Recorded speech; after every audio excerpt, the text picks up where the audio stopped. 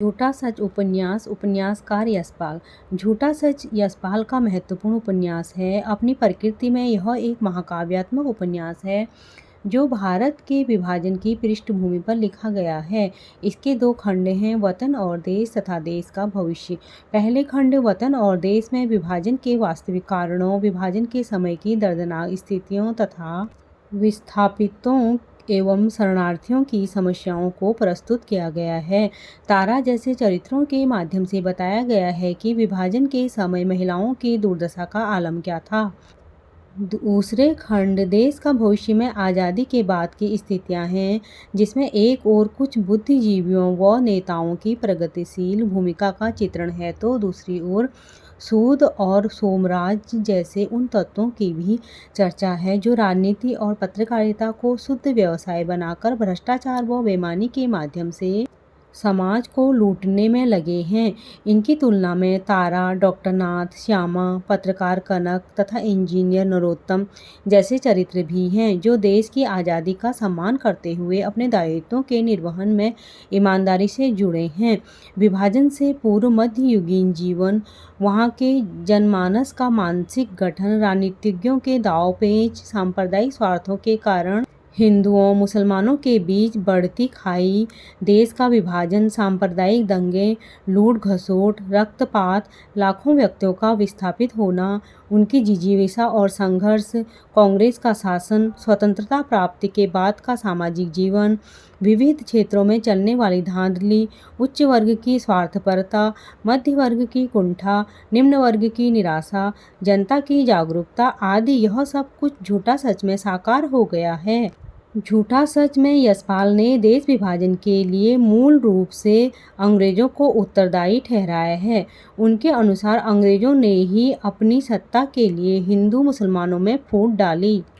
झूठा सच में यशपाल ने देश विभाजन को आर्थिक संदर्भों में भी देखा है। लेख की दृष्टि में यह पहलू सर्वाधिक महत्वपूर्ण है।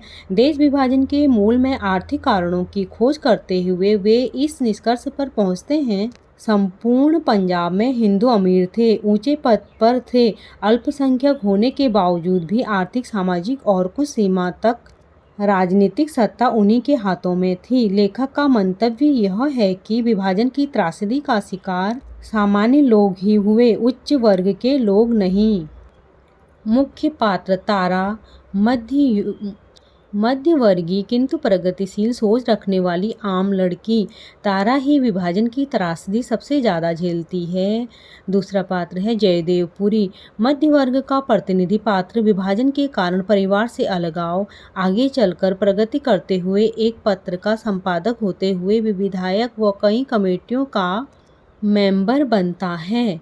कनक, संपन्न परिवार की प्रगतिशील सोच रखने वाली लड़की, जयदेव से प्रेम, विवाह फिर संबंध विच्छेद। गौण पात्र असद, लाहौर के कॉमरेड, युवा, कम्युनिस्ट पार्टी के युवा। शीला, रामज्वाला की पुत्री। डॉक्टर प्राणनाथ, अर्थशास्त्र के प्रोफेसर। सोमराज, आवारा युवक जिसका तारा से विवाह होता है।